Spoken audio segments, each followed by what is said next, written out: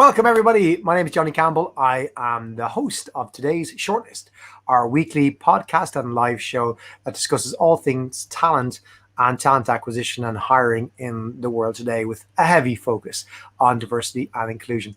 So welcome to today's show. Today's show is episode 60. We've hit the 60 mark. Thanks for joining us on the last 59 episodes. If it's your first episode, you're very welcome. You can find out more about our previous 59 and delve into our inexperience in the first couple of episodes onto hopefully some amazing chats over the course of the last 59 shows by going to socialtalent.com/the shortlist. If you're listening to the podcast, welcome. You can pause me. You might be listening to me at 1.5 speed or whatever, but this is also a live broadcast that goes out on LinkedIn and YouTube at 4 o'clock Irish time every Wednesday. That's 11 a.m. in the US on the East Coast and 8 a.m. on the West Coast. So do join us, because if you're listening live, we always welcome your comments, thoughts, ideas, whatever you want to jump in. Just use the chat on YouTube or my LinkedIn profile, Johnny Campbell, and you'll be able to join us there. What are we going to be discussing today in episode 60? Well, we're going to be discussing pathways to employment. How do you create opportunity for those in society who are the most marginalized? And there's still a huge amount of work to be done, of course, when it comes to truly embedding a diverse, equitable, and inclusive model into the workplace. And every day we hear stories of discrimination. We've heard them on this show when it comes to people who are marginalized, particularly when it comes to trying to find and build careers. And the data for those who are the most marginalized in terms of their employment in society is pretty dismal, to be honest with you. Barriers exist at every turn for those who don't fit the status quo, even in companies that have embraced DEI initiatives and have it plastered all over their websites. To a lot of degrees, more change is still needed. And that's why we're delighted today to shine a spotlight on people who are determined to make a difference. Not just, supporting efforts, not just saying that they're trying to be more inclusive and diverse, but literally creating opportunities for individuals who are finding it the most difficult to find employment, which is a route to income, which is the route to pretty much everything else that somebody might want to do in their lives. Firstly, joining us today, we have Siobhan Sweeney. She's the Director of Development, Inclusion and Diversity at the Open Doors initiative, which is an organization based in Ireland dedicated to creating opportunities for marginalized individuals, particularly refugees, non-native English speakers, young people with educational barriers, and people with disabilities through training, education, and employment. And we also welcome Richard Bradley. He's the Managing Director in the UK and Ireland at the renowned recruitment company Kelly Services, who has teamed up with SocialTalent and Open Doors to try and launch an initiative to train people in sourcing and provide an opportunity for employment. But before we get to all of that, welcome both of you. I'm going to hand over to you first, Siobhan. Tell us about yourself, tell us about Open Doors, and tell us about how you got there. Thanks so much, Johnny. I'm absolutely delighted to be here chatting to you both this afternoon. So thank you for having me on the show. I guess in terms of my career, and to give you a whistle-stop tour, I've worked in one of the largest banks in Ireland for the last 14, nearly 15 years, called Allied Irish Bank, and where I started my career and would have been involved in large change transformation projects. And the last role that I held was Head of Diversity and Inclusion for the group. So over 10,000 staff, based in Ireland, the UK, the US, and really focusing on what diversity and inclusion means for the bank and how we can bring that to life and really make sure that there's a real sense of belonging within the organisation. In 2019 then, I started working with the Open Doors initiative to set it up. It's a non-for-profit, CLG. We started with 14 companies supporting the work that we do, and I am proud to say that today we have announced that we have over 100 members on board, supporting everything that you talked about there, Johnny, in terms of helping people from marginalised groups get into employment. We work with a variety of companies as well, like yourselves, many multinational, semi-state organisations that really have the ethos and want to do a lot when it comes to diversity, equity and inclusion. And my role, I guess, involves working with the companies and working with participants and helping participants on a day-to-day basis get into employment, or at least give them the tools and the skills and the education to make sure that they can get there. Siobhan, thank you. And Richard, maybe you can explain and give a little bit of context to Kelly Services and your particular role and how you are how and why you're so passionate about the area of creating pathways to employment. Yeah, thanks, Johnny. I'm Richard Bradley. I'm the Managing Director for Kelly Services staffing business in the UK and Ireland, and I also oversee the RPO business that we have in EMEA. Why am I passionate about this? I think, firstly, it's the right thing to do. I'm not the brightest star in the galaxy, and I managed to overcome a lot of those barriers that were there, and I've managed to do well for myself. I have triplet boys, 2 of whom have autism, and I do worry about their opportunity to access the workplace in the future. So, as much as I believe that I have a burning desire to do things for the right reasons, there's also a lot of personal bias there. I think the other thing that's been really good and particularly inspiring, and one of the reasons I joined Kelly, is there's always been a desire to do the right thing. And particularly in the US, we've got a equity of work program that's been spearheaded by Peter Quigley, who's our CEO. And a success story for somebody who was a single parent, come from a single parent family, and has risen the way through the ranks and has had to suffer some real hardship. And I think we can all see that there are artificial barriers that are there that we are creating that don't need to be there. We're struggling to find great talent, and I think there's some great talent out there that gets overseen. And I think for me, that's a crime, and we've got to do something about it. And I'm lucky that there are a few other like-minded individuals out there like Siobhan and Johnny. I'm really excited for the chat we're going to have today. Welcome you both. I know you're both super passionate about this, and I'm excited to talk more about our project. But let's start, as we always do, with some news.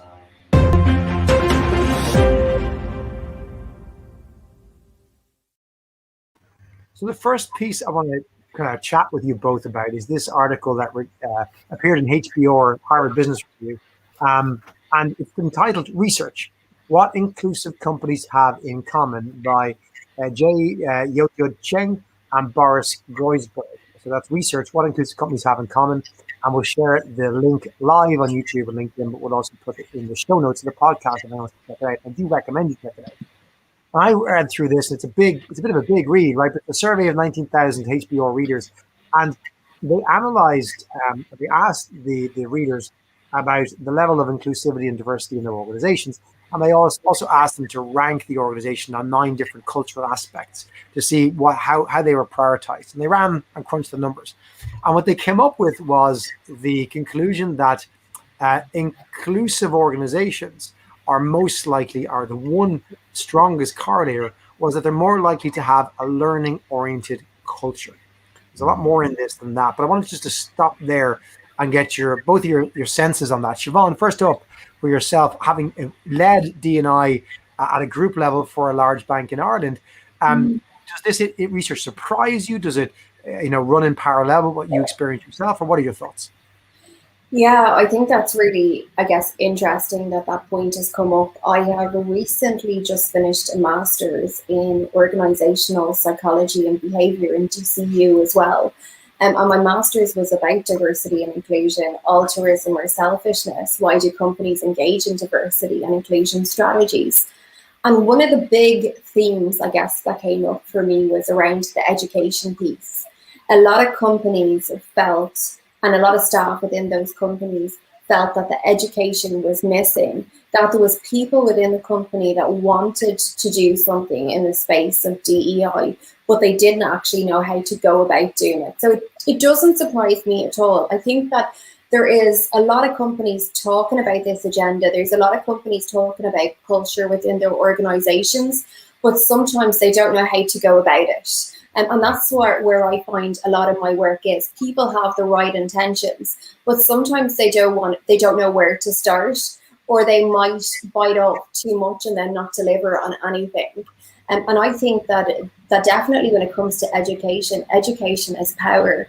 And the more educated we can make and awareness we give to our staff, the better they are and the more informed they are to do their job to the best of their abilities, and also to make sure that people feel that sense of inclusion on a day-to-day basis.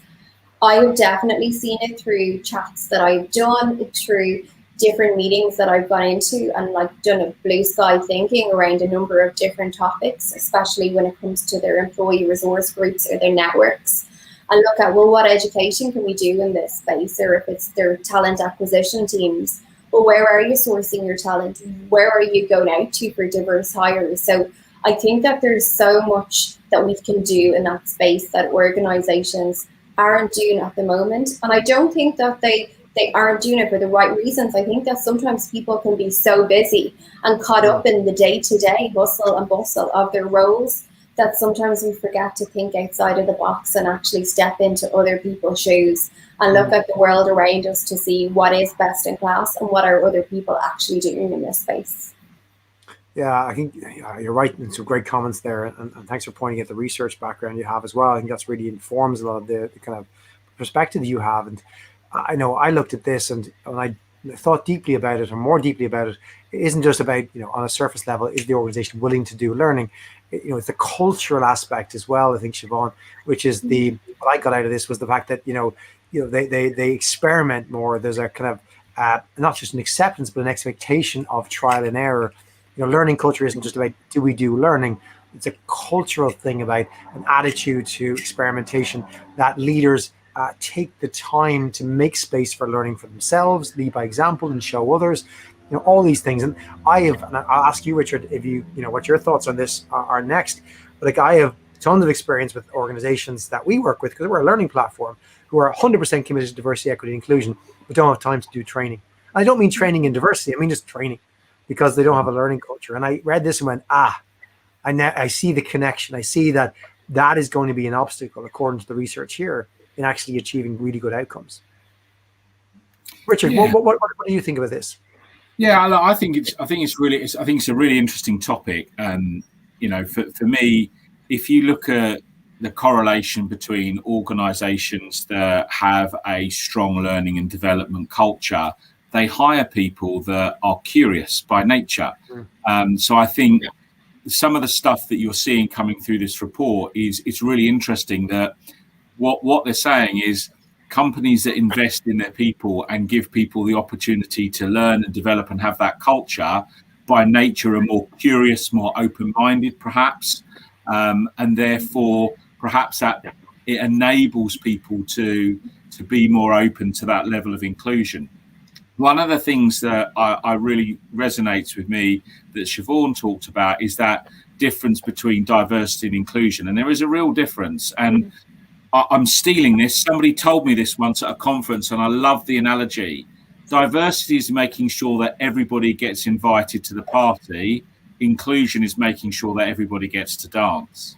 And I love that analogy because, Johnny and Siobhan, you both talked about companies are committed, they're prepared to invest, but actually, are they prepared to do more than the tick box exercise and actually start to include people and actually think about what is the effort that it's going to take beyond we want to do the right thing. And not many people out there want to do the wrong thing, but it's the energy and the effort that it takes to do the right thing. And I think that ties in nicely with that article, Johnny, where people are saying, if you're prepared to invest in time, education and timing and that type of investment in your people, then you're likely to get that type of investment in your culture and the outcomes of your people.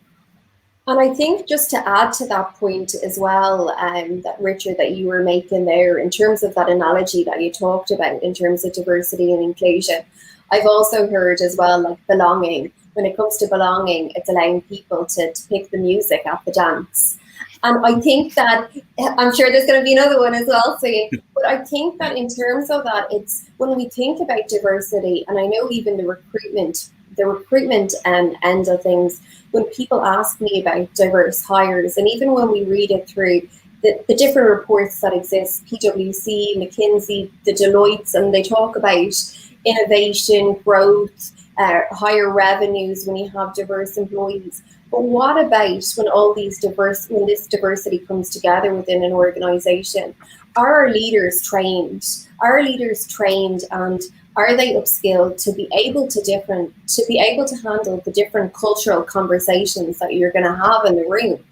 Because if you don't have that training and if people aren't equipped to deal with different backgrounds, different challenges that people have gone through, you're not setting yourself up for success. So it's great when you look at all of these articles and they tell you all of the positives around diversity. Absolutely, I 100% agree with that. But when you delve into, I guess, the research and the more academic articles behind it, you will see the negatives as well if there isn't proper education, training and awareness there, Johnny. And I think that's where, I guess, there isn't always a focus in terms of organizations having got to think about, okay, we're going to hire all these people in. Well, are we making sure that our leaders are all trained and our managers are trained and know how to deal and have the skills to have difficult conversations if they arise? And not only that, but are we bringing the people within our organization on this journey with us? So I think that when it comes to diversity, equity, inclusion, it is very much a journey. And you have to start somewhere. I absolutely think that you do have to start somewhere, but it's really important that you bring the workforce on that journey with you, whether it's a chief diversity officer, somebody that you have leading out on this, or your employee resource groups that are leading this agenda, that you talk to your staff and you let them know what you're doing and what your purpose and what your North Star is of this agenda. I think that's absolutely vital, that people aren't, I guess people aren't wondering what the hell is going on here now, what's happening on the floor. I want to take that into our next news article, because I think it goes down to the level of the individual. And this is a really good post posted by Refinery 29 on their blog, by Wendy Liu and Kelly Dawson. And it's, "My disability is obvious in job interviews. Is that a bad thing?" Subtitle being, "The interview process can be a disability minefield." And this is like, to your point, Siobhan, around the training for the managers and the leaders. Yes, in managing the teams that, the diverse teams they're going to hire for. But this article highlighted, it tells the story of somebody who has had a tracheotomy and has a tube in their neck and need that permanently there, and interviewing as a potential reporter, managing social media stuff, from an office-based job, and being asked, I think the reporter said that she or he was asked, what's it like during the winter for her? Does she have any problems with the tracheotomy? I kind of going like, what's that got to do with doing the job? And it threw her, and she didn't get the job in the end, and totally threw off the next 3 interviews and all these things. But I thought it was a great perspective of one person's difficult journey to get a job, and the kind of stuff they have to deal with, which may not come from a bad place. I'm not saying that the interviewer was trying to trick her, or maybe they were just intrigued, but it's the kind of inappropriate behaviors because somebody hasn't had the right training. Is this speaking with folks that you deal with day to day, Siobhan, is this quite typical of the experience of somebody, let's say somebody particularly with disabilities, when they interview for jobs? Yeah, it is. And you know what, when I hear these stories all the time, like I still get like goosebumps when I hear them. I know, Richard, you talked about your own personal experience with your sons, but I've had, in terms of my own health, I've had a number of things go wrong in terms of my health. I ended up with two kidney failures, 2 catheter bags for over a year, a blood transfusion, and that's only part of, I guess, my story. But it doesn't surprise me that people are getting asked those questions. And I don't think it I guess even on a day-to-day basis, when I was living with my own experience, I was asked questions. And it doesn't define you, or it doesn't define your ability in terms of what you can achieve. So yeah, it's really hard when you hear participants talking about their experience and what they've encountered by professionals, and sometimes quite senior professionals in organizations, and getting asked questions that have absolutely nothing got to do with their role whatsoever.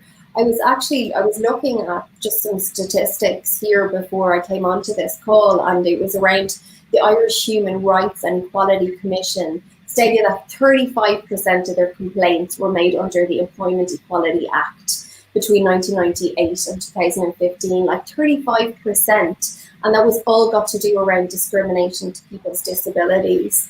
Like, it's stark that can still go on in society that like in 2021 that we're still getting those questions. But I think that it all comes back to that first conversation that we were having around education. And the more educated that we can get, the more that we can get in there to HR and the talent acquisition teams, the more that we can get to job vacancies where you're putting an ad up that you have the likes of, we're an inclusive company, let us know if you need reasonable accommodation. It has to start from the very, very start, almost when you're doing that job analysis and you're getting your job spec out there.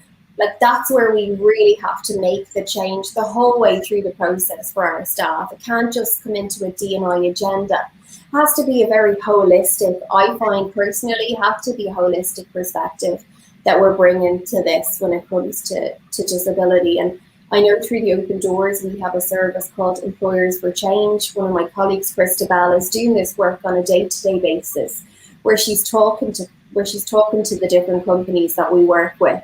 She's talking to them about making their websites more accessible, making their conversations with different candidates more accessible to the different disabilities that they may have.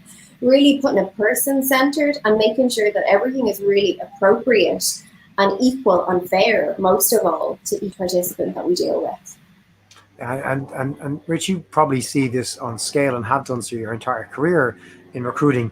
You probably come across these stupid questions, as Siobhan said, inappropriate questions and practices. Like, is it still prevalent there? Is it still out there, do you think? I do. I think it's probably, as Siobhan said, it's well-meaning. I think there's still bias out there. And I think there's a lot of unconscious bias. I think there's also a lot of people out there that mean well and ask questions. Exactly that example, which is, does it change when it's cold? Like I don't believe that there was any malice behind that type of comment, and you still see it today. If I look at the number of people that I've personally placed in my 24-year career, I've placed one person with a disability.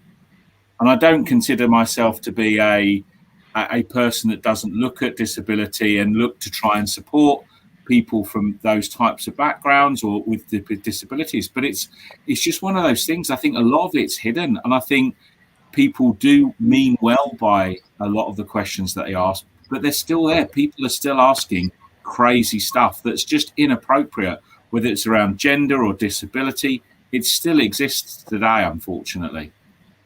I want to change gears a little bit because I want to talk about how we begin to make a change and fix some of these issues. And I want to just call out a reader comment from Colin Donnery. Colin, thanks very much for your comment. I'm going to have you on the show, my friend, for sure, to dig into this more. But Colin just wanted to point out that in his role in Turas Nua, which is an organization here in Ireland that works with individuals who are unemployed, they've had over 40,000 people back to work. And I know Colin's got a huge amount of experience within that organization of getting in to understand different individuals' challenges from all different backgrounds, a lot more of the long-term unemployed in broad categories and getting them back to work. So I actually would love to have your perspective in more detail, Colin. So we'll call you on the show over the next few weeks for sure. But I want to move on to kind of job creation, because training is great. And I know that Siobhan and myself met a couple of months ago, and I was really impressed with what Open Doors are doing. And when I spoke to Siobhan and her colleagues, Siobhan was impressing upon me that it's great to train people. It's great to give them skills. They want jobs. Right? People need jobs. And if you're unemployed from whatever background, especially a marginalized background, the article, the second news article referenced, for example, a stat, I think in the US, that 18% of disabled people were employed in 2020 compared to 62% of non-disabled people, according to the US Bureau of Labor Statistics. So that's a fourfold difference in employment in the US. And it then touched on, for example, if you're Black and disabled or poor and disabled, your odds are even worse. So there's a lot of intersectionality involved in these things as well. But when you look at an opportunity for growth, Siobhan, maybe would you mind sharing with us some of the successes that you've seen in terms of programs that work and what makes them work? I know you talked to me about skilling and mentoring and advocacy. Maybe you could share with us some of the projects you've been involved in to date, and then we can talk a little bit about what we're hoping to do together? Do you know what? Mentoring is one of my favorites. I guess I've always been really passionate about mentoring and coaching. It's something that I've availed of personally, and it's something that I ran and I started in AIB and in the bank out to all of our staff, out to our 10,000 staff, especially when it came to focusing on gender. I started a program called Mentor Her, and then with the Open Doors initiative, I guess I really wanted to continue that because I know the power of mentoring and talking to some of the participants that we work with. As you mentioned, Johnny, intersectionality is absolutely there, and you can just see some of the barriers that people are faced with and some higher barriers that they have to encounter on a day-to-day basis. So I found that by going out to our companies that we work with and asking them if there was people out there that wanted to be mentors, and would they come forward? And I ran it as a pilot, and I couldn't believe how many people out of the organization came forward and wanted to be part of the mentoring program and put up their hand to be mentors. The ask was 1 hour a month over a 6-month period for the pilot. But as a result of that short pilot, the amount of people that got full-time roles, either through their mentor and their mentor brought them into their company and put them into jobs that were going and let them interview for it, or through the mentors network, open them up then to their own network and let them apply for different roles within their networks, I guess. So the power of mentoring has been absolutely so beneficial. Also, people, not only with jobs, but people have got into different education and programs that they might have been trying to get in before but couldn't. And for different barriers that existed, it could have been down to funding, it could have been down to their not speaking English as their first language. So by having the mentor and by having that one-to-one time with somebody and somebody really, I guess, understanding their skill set and what they can offer to a company. And I mean, in terms of the participants that we deal with, there's some people with PhDs, there's some people with multiple masters, there's some people with so much experience from their home country. And then there's the other side of the scale where people have never actually worked before and are looking for that experience to get their foot on the ladder and get a hand up. So I definitely really believe in mentoring. That's been huge. And then I guess just the flip side of that, we've recently had a jobs board that we've created on the Open Doors website. So that's with the companies that we're working with and doing different things like education and training programs. They're now opening up roles to the participants that we work with and our talent pool that we have. So that has been another outlet that we can go to our participants if they're looking to get into finance or HR or whatever sector it is, and let them know about those positions as well. So I think they're the two things that I've really noticed that have been really, really helpful and are making a difference to the people that we work with. And Rich, maybe remind us about the context of the employment market we work in today. I know you specifically focus on the UK and Ireland, but you absolutely through the network have a broader perspective on the globe. Like, my understanding is there's a demand and there's so many people screaming out for talent. So there seems to be a disconnect between people who can't find jobs, an untapped resource, let's say, plus this massive demand for people. Talk to us about that. Yeah, I mean, I think we create a number of barriers. It was really interesting. We did a piece of work and we were looking at the number of people in IT support jobs, for example. Massive demand for IT support jobs. Less than 30% of people in IT support have a degree. 64% of all job adverts require a degree for somebody to be an IT support person. So we're creating these artificial barriers ourselves. There is an unprecedented, I've been in the industry 24 years and I've never seen a market like this, not just in the UK and the island, globally. We're busy in the US, we're busy in Singapore, we're busy in Hong Kong, we're busy in Germany, we're busy in Ireland, we're busy everywhere. And we're creating a number of challenges for ourselves. And I don't necessarily think the problem is always with talent acquisition and HR. In fact, I think the those are probably the more enlightened communities that we have. But it's how do we get the message down to people into an organization that two things. One, talent isn't there in the way that it used to be.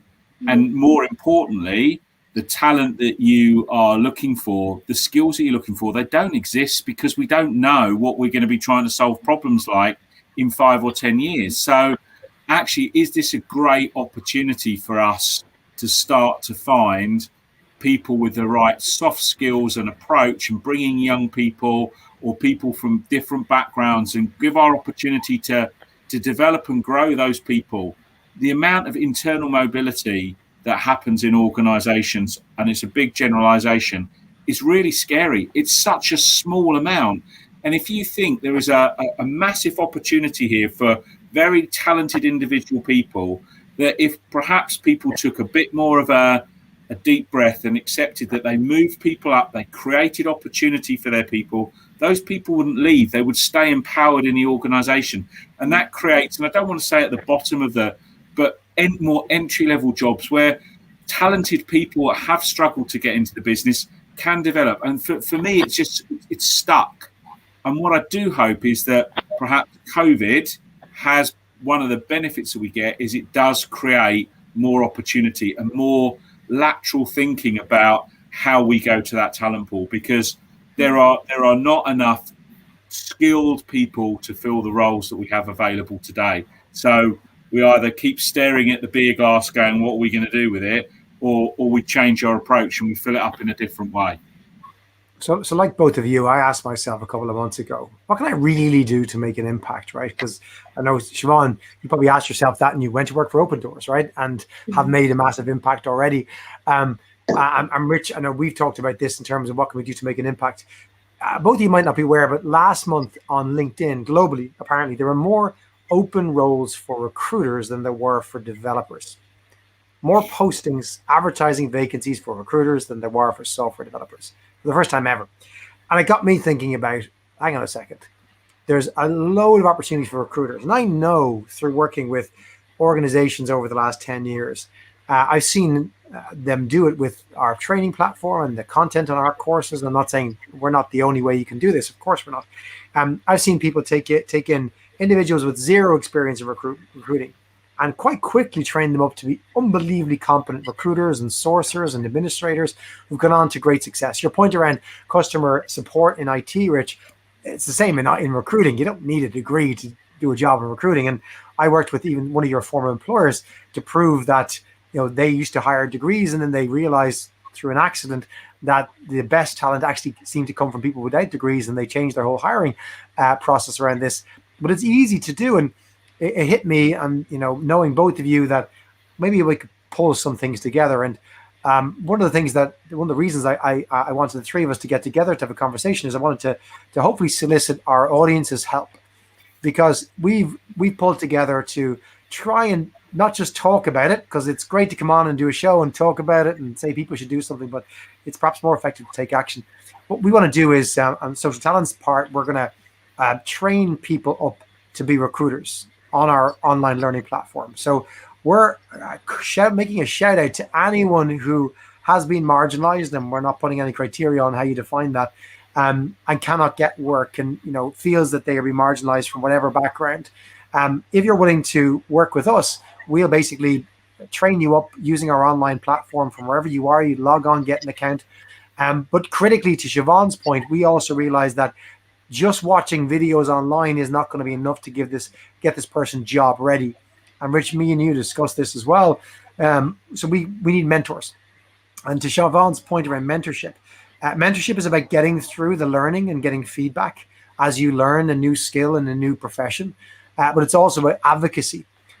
We started with a team of mentors from Social Talent and some from Kelly Services, and they're going to be our first mentors for the first cohort who will go on this program.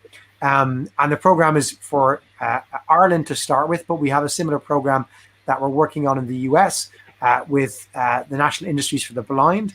So at the moment, we're willing to take volunteers who can be mentors from anywhere, but particularly focused on the US for that particular project, and for this project with Open Doors in Ireland, or Ireland and the UK, who can mentor. because we want to create opportunities for employment at the end of that. We want people who have networks or work for companies that have jobs in Ireland for that group, or have jobs in the US for that group with NIB. And the belief is that if we have, training, which I know my company can provide, mentorship, which we can provide a limited amount, but hoping that we have an audience who are listening today who would be willing to volunteer or spread this amongst their team or network. If we can get volunteers to give, as Siobhan said, an hour a week of their time over a 8 to 12 week period to mentor somebody through becoming a sourcer, becoming a recruiter, becoming a recruitment admin, there are plenty of jobs, as we all know, evidenced by that LinkedIn stat. And Rich, you're an organization that are hiring, and I'm delighted to say Kelly Services have volunteered to take on applicants from this scheme in Ireland as well, which is fantastic. And thank you for that support, Rich. But we need more employers and more mentors, and we welcome any amount of individuals that if you're a listener. If you're watching the show, you meet somebody, you come across somebody, you have a family member or a friend who you think will make potentially a great recruiter. I think it's an absolutely great job that anyone from various different backgrounds, which may not be able to be considered for other jobs, can do. And we've had individuals come who are blind, who are deaf, who have physical disabilities, who come from different overseas backgrounds, who came to Ireland as refugees, perhaps individuals from the traveling community who've approached us so far for this program. And I cannot think of a background that wouldn't potentially suit a role in recruiting. So Rich, 24 years in the business, about the same as myself. Am I wrong in this? Am I wrong in thinking that it's a really good profession that we can bring a whole lot of people in? Not only can we give them jobs, but by seeding diverse recruiting teams, potentially that's one of the best ways we can impact diversity hiring in organizations. Absolutely, mate. I mean, we've talked about this long and hard, and I think recruitment is 20% knowledge and skill, and it's 80% about that individual and who they are and what they bring to that role. And I've seen some people with first-class degrees in recruitment. I've seen people that have, one of our most successful recruiters, Kelly in the UK, used to work as a cashier at Sainsbury's. It's one of those industries that if you're passionate and you've got a desire to do something and work at it, it's such a fascinating place to be.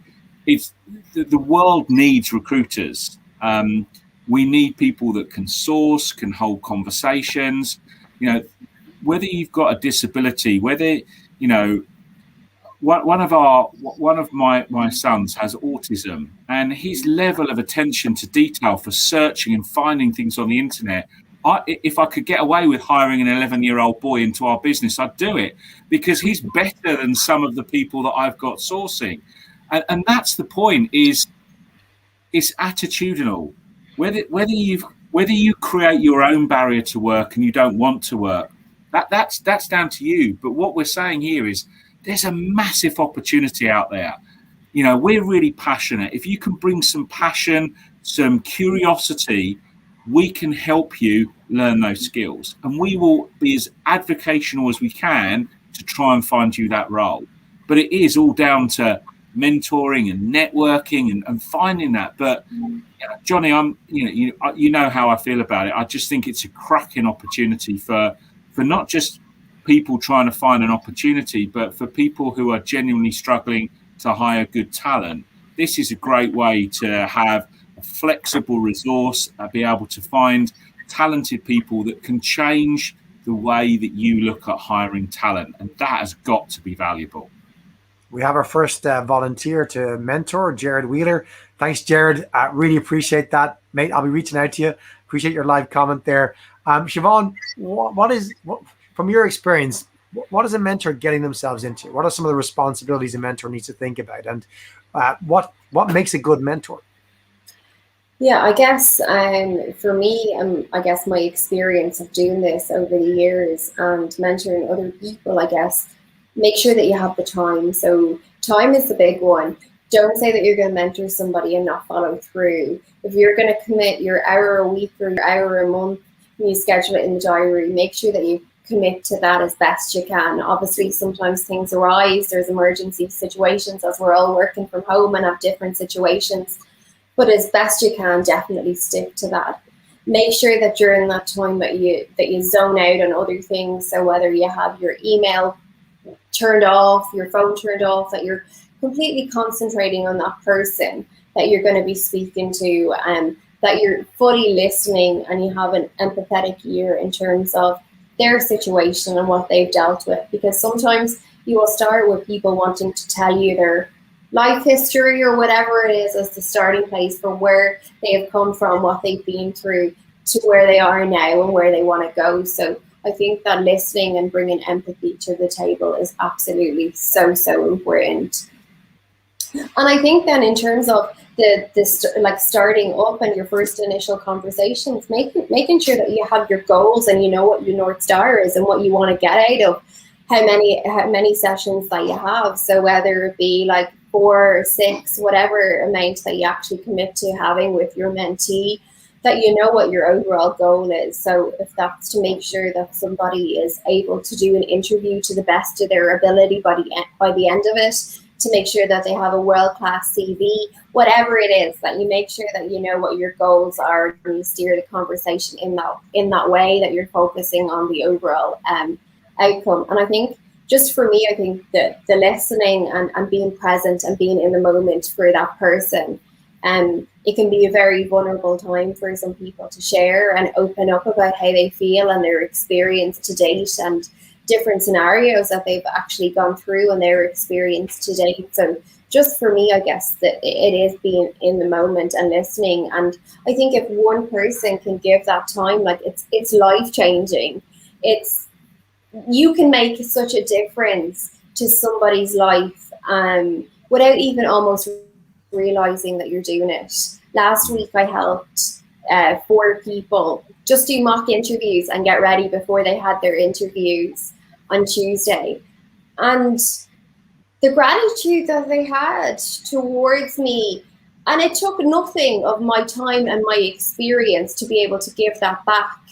But if every person just donated something small, that's life-changing to somebody else, and you're really impacting their experience that they could have, whether it be going for an interview or whatever it is next. So that's definitely my experience of mentoring so far.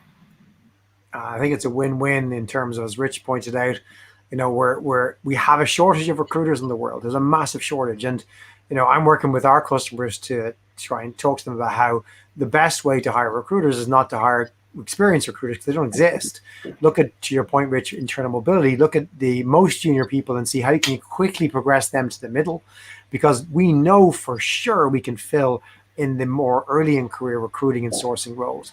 That can be done. I get you can't just get someone in who's got no background in recruiting and turn them into a fully fledged talent advisor in a month. Not going to happen. But you can move somebody who's been a great sourcer for a while into a talent advisor position quite quickly, and then replace the sourcing role, and then give that person a route to a great career in recruiting. So you just got to think a little bit about balancing mobility to say, all right, we may have these jobs that are more senior where we just don't have the talent pool, and for whatever reasons, even the most marginalized society don't have the experience. Great. Can you move around your roles? Can you try and create a situation? And this is the more creative thinking that has to be done at a corporate level, is there are roles you can fill genuinely, and largely the more less experienced roles, the easier, where it is easier to hire somebody from a background that you haven't hired from in the past, and just do more internal mobility with your current staff to push people up to create that opportunity. I'm so conscious we're at time. I can't believe we're nearly at the 45-minute mark, but let me just make a quick call out.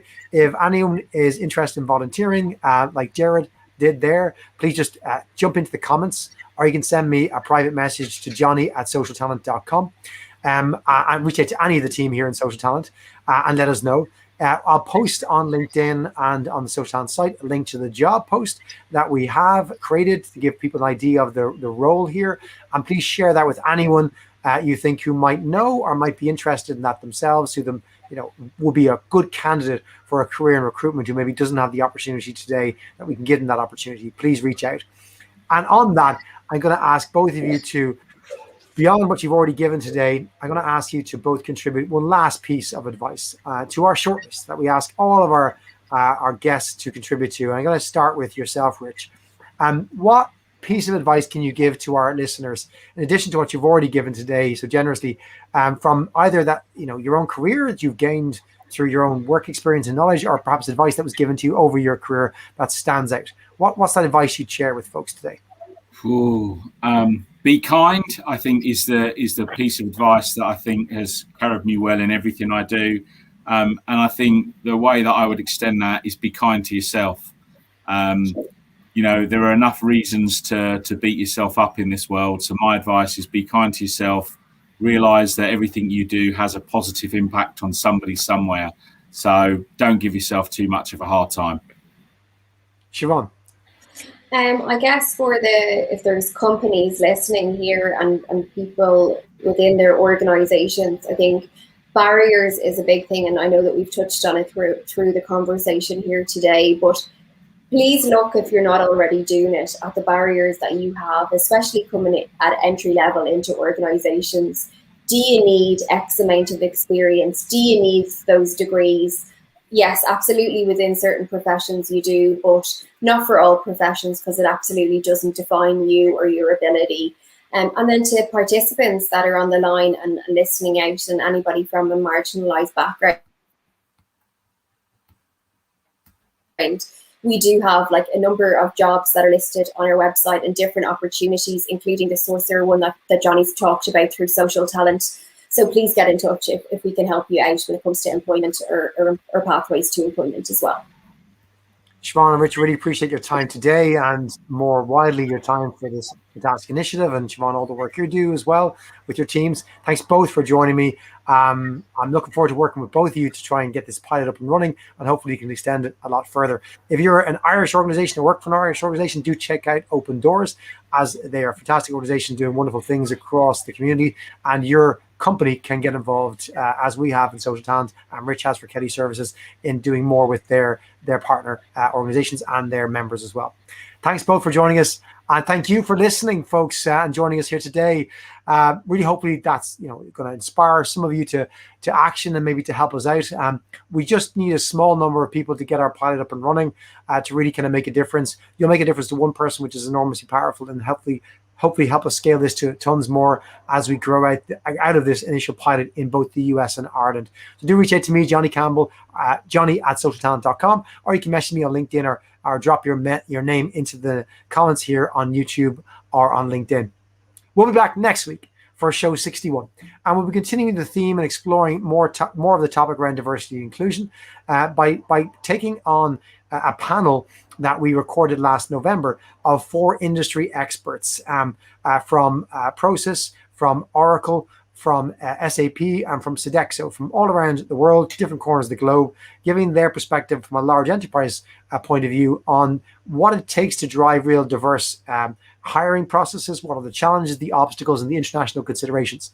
I'll be broadcasting that and playing that panel that was previously only available on a private audience group. We'll be showing that and presenting it on a podcast from next week, Wednesday, 28th of July. You can join us live to listen to it at 4 p.m. GMT, Irish UK time. That's 11 a.m. in the US East Coast, 8 a.m. on the US West Coast. Or you can check out the podcast, which will be live on Apple, Spotify next Wednesday evening.